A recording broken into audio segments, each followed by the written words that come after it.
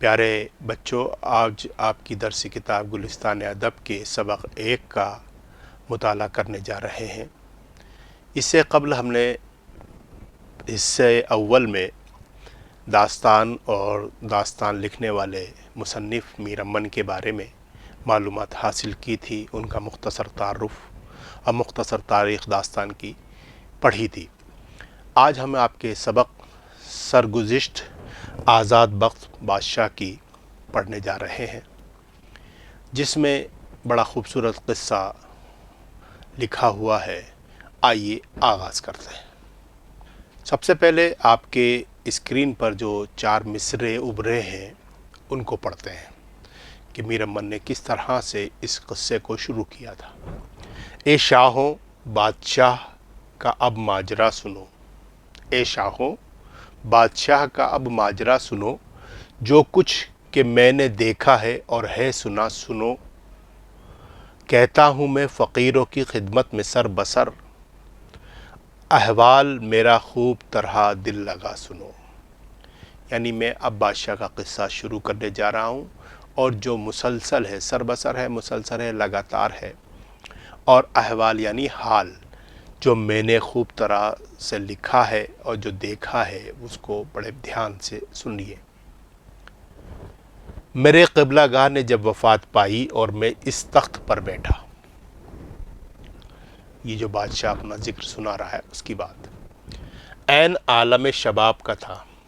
عین عالم شباب کا تھا یعنی میری جوانی کے دن تھے، اور سارا یہ ملک روم کا میرے حکم میں تھا۔ یہ جو بادشاہ کا جو سلطنت تھی وہ ساری کی ساری میرے حکم میں تھی، یعنی میرے تابع تھی۔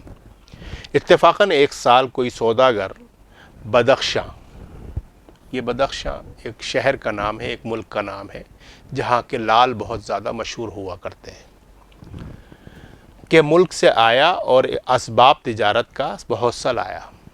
ملک سے آیا تھا اور بہت سارا اسباب تجارت یعنی سامان تجارت یعنی بزنس کا۔ خبرداروں نے میرے حضور میں خبر کی کہ ایسا بڑا تاجر آج تک شہر میں نہیں آیا۔ میں نے اس کو طلب فرما لیا۔ مجھے کہا گیا کہ میرے بادشاہ کے اس علاقے میں، میرے سلطنت میں کوئی سوداگر جو بدخشاں سے آیا ہے، بڑا اچھا سامان لے کر آیا ہے، اور مجھے خبرداروں نے خبر کی تو میں نے اسے طلب فرما لیا۔ وہ تحفے ہر ایک ملک کے لائق کہ میری نظر کے لے کر آیا۔ فی الواقع ہر ایک جن سے بے بہا نظر آئی، چنانچہ ایک ڈبیا میں ایک لال تھا۔ وہ آیا اور اس نے بہت سے تحفے لے کے آیا، لیکن ایک ڈبیا مجھے عطا کی اور اس کو بتایا تو اس میں ایک خوبصورت، بہت اچھا، بہت قیمتی پتھر لال کا تھا، نہایت خوش رنگ اور آبدار، یعنی بہت اچھا تو اس کا رنگ تھا، بہت اچھا کلر تھا، اور آبدار یعنی چمکدار۔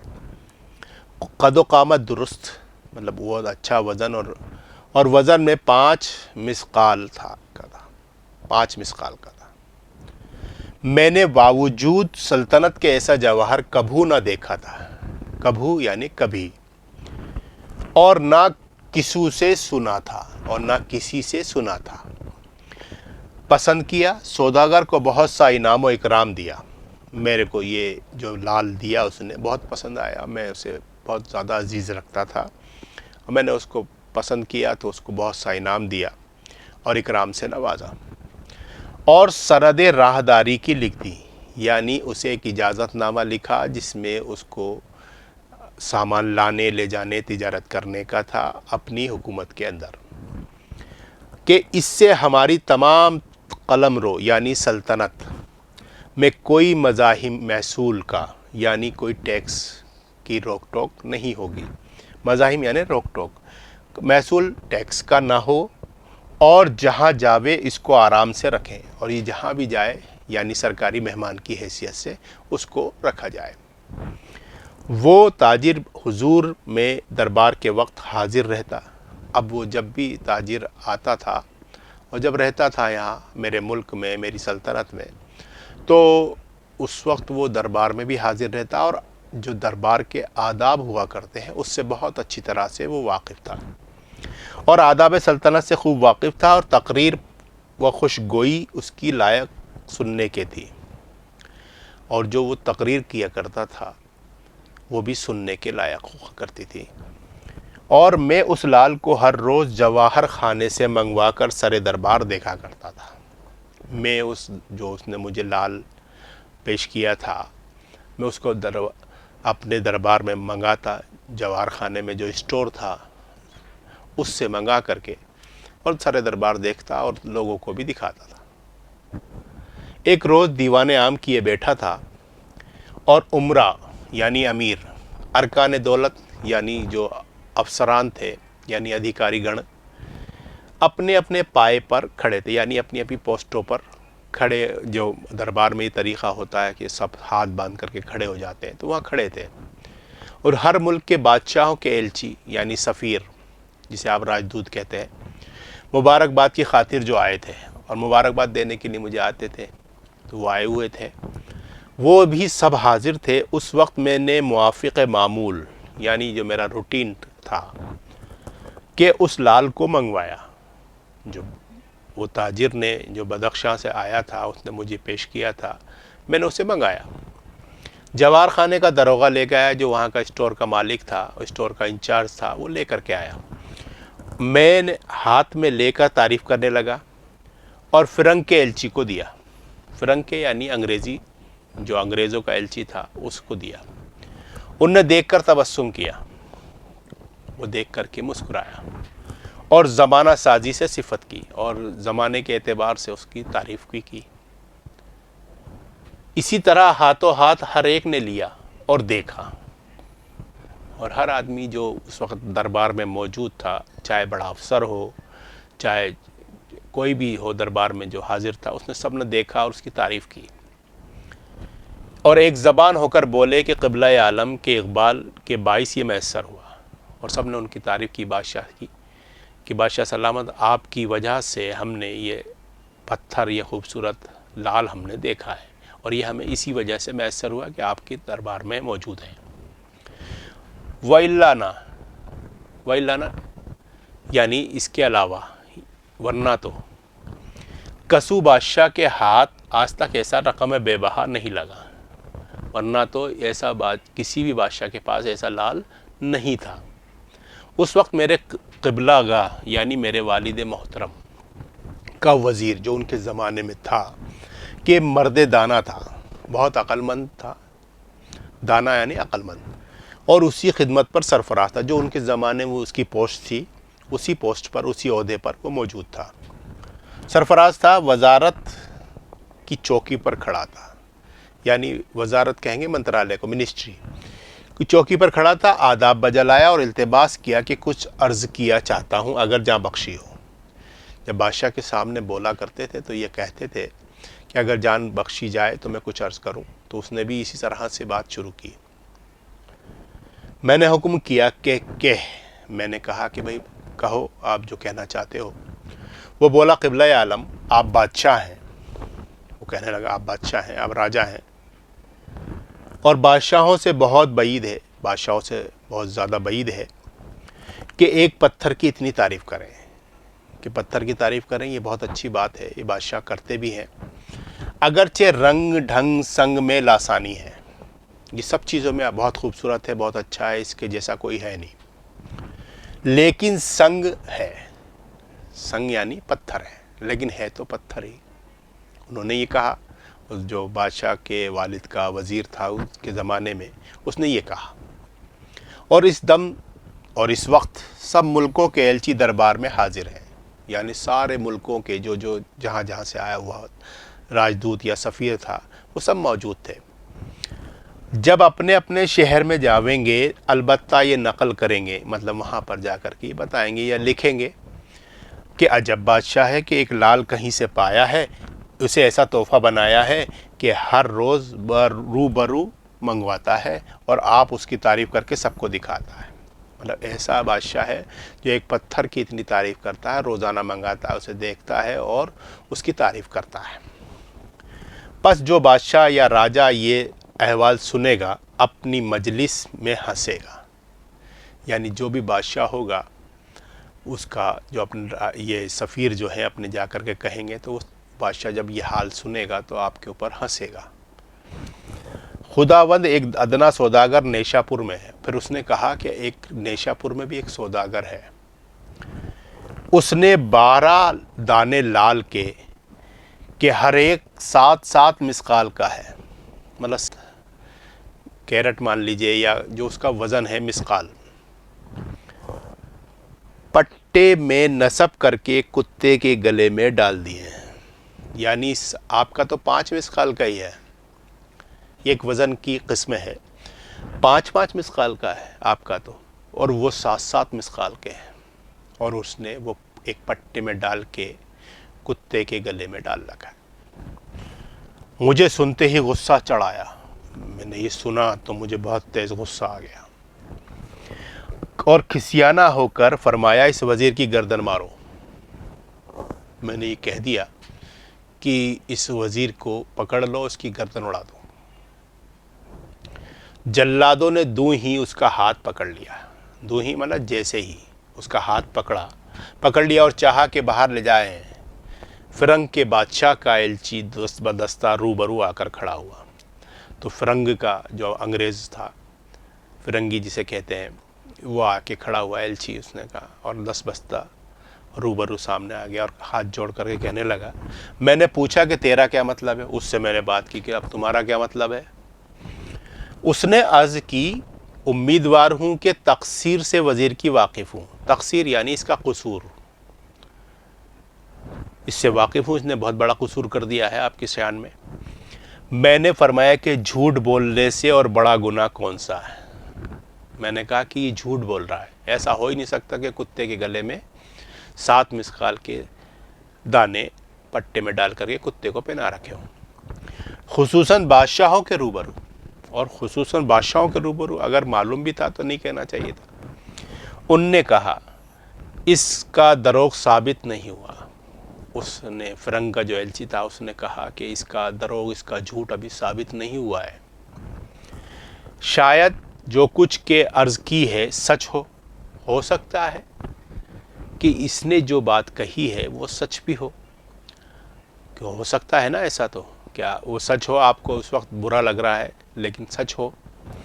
ابھی بے گناہ کا قتل کرنا درست نہیں, ابھی یہ بے گناہ ہے, ابھی صرف الزام ہے, جرم ثابت نہیں ہوا ہے, اور اگر آپ نے قتل کر دیا تو یہ صحیح نہیں ہے.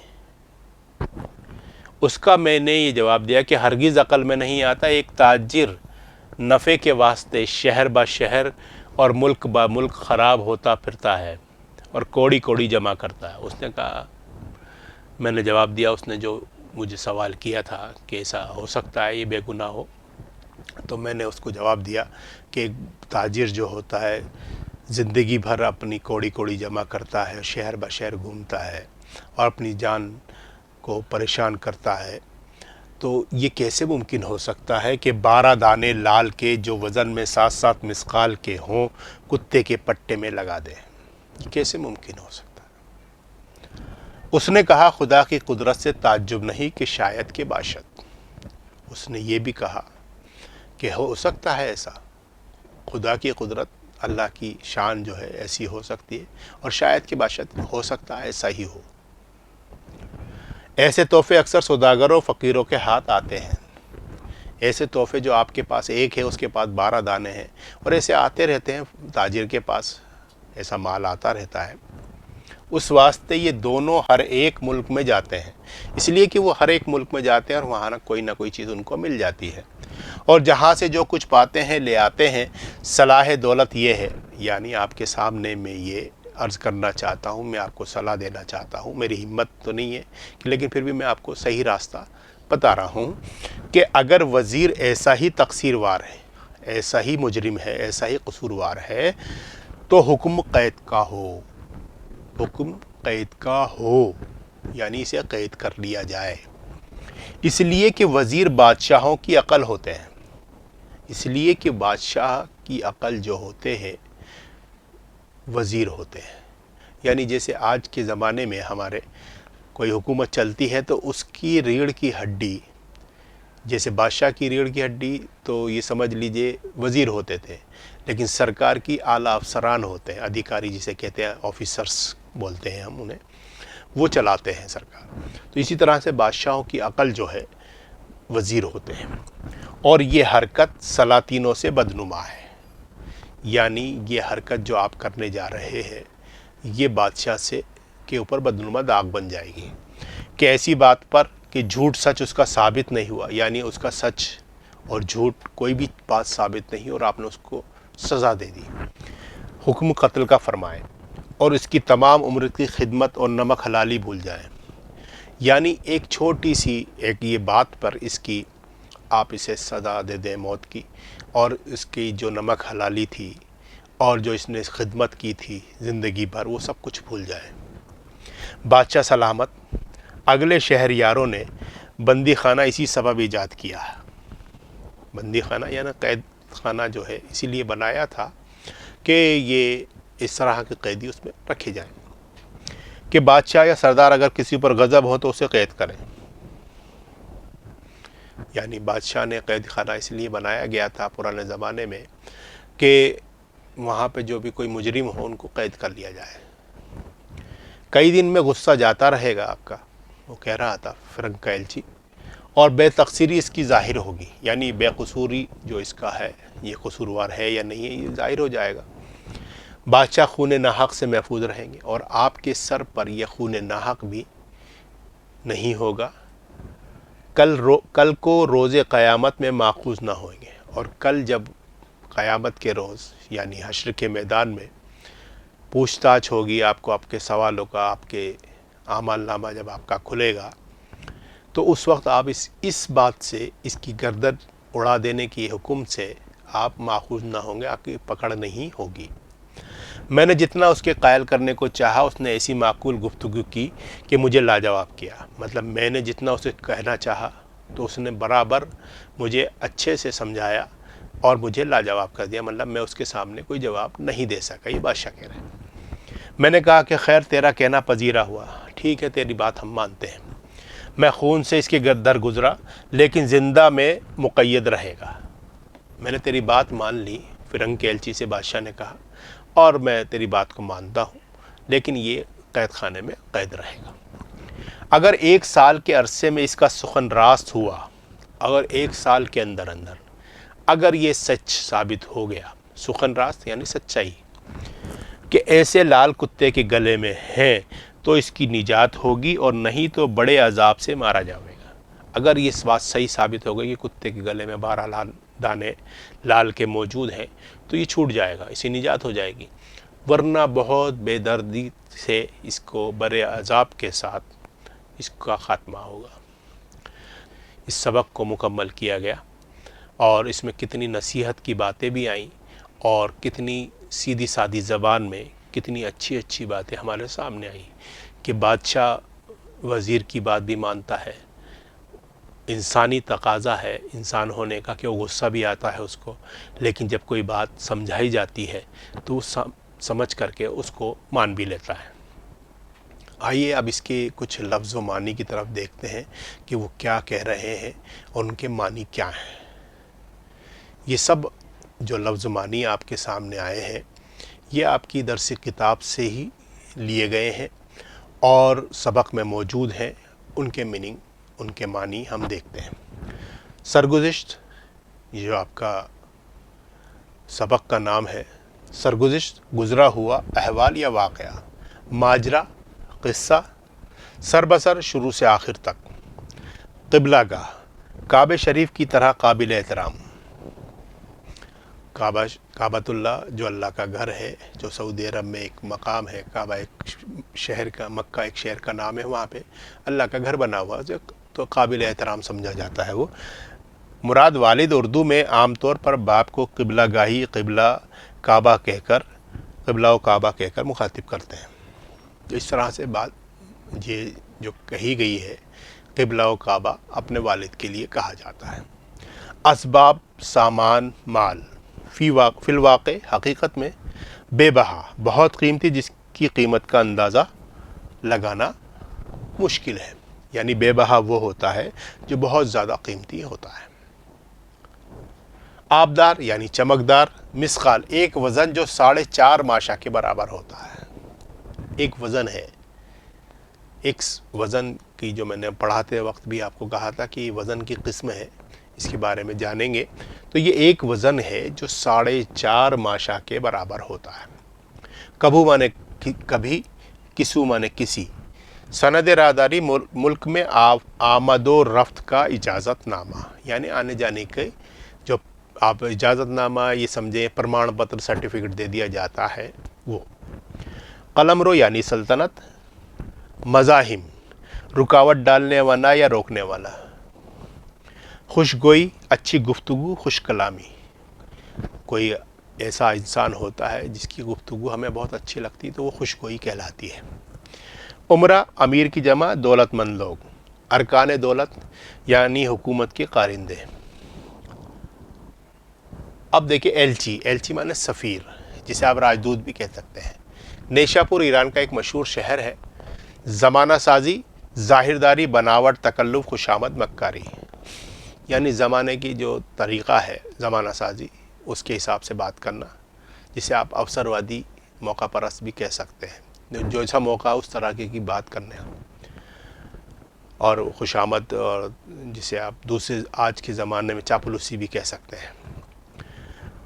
قبلہ عالم بادشاہوں کا لقب۔ اقبال خوش نصیبی۔ وَإِلَّا ورنہ اور نہیں تو، یہ میں نے پڑھتے ہوئے بتایا تھا۔